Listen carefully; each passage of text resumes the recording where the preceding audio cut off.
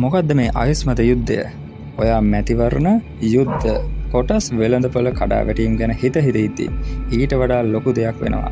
රුසියාව, චීනය, ඇමරිකාව ආක්ටික් ගිවිසුම් කල්ලිකුත් වෙනකන් තමයි බලන් ඉන්නේ.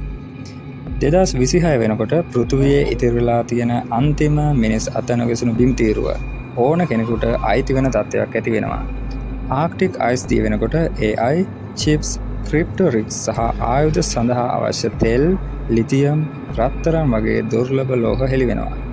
මේක දේශගුණික විපර්යාසයක් නෙවෙයි, මේක නිදානයක් තියෙන ගබඩාවක් කරන වගේ දෙයක්. පෘථුවිය තෙල් වලින් 13%ක්, ගෑස් වලින් 30%ක් සහ ඩොලර් ට්‍රිලියනයකට ආසන්න වටිනාකමක් තියෙන දුර්ලභ ලෝහ ආක්ටික් වල තියෙනවා කියලා විද්‍යාඥයෝ ඇස්තිමේන්තු කරලා තියෙනවා. අයිස් පාලනය කරන කෙනා තමා අනාගතය පාලනය කරන්නේ. ඔයා යුක්‍රේන සහ ගාස දිහා බලන් ඉද්දි ඇත්ත චෙස් බෝඩ් එක උතුරට මාරු වුණා. රුසියාව ආක්ටික් හමුදා කඳවුරු 50කට වඩා හැදුවා.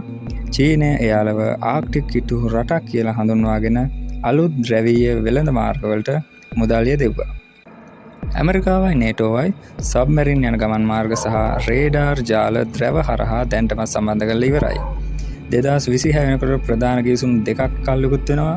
ඒකෙන් මේ කලාපය නීති විරෝධී තැනක් බවට පත් වෙනවා.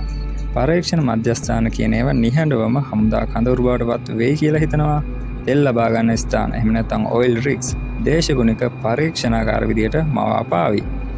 මේක ලෝකයේ තියෙන අන්තිම මධ්‍යස්ථ කලාපය යුද්ධ පිටියක් බවට පත් වෙන ලකුණු තමා දැන්ට පෙන්වුම් කරමින් යන්නේ.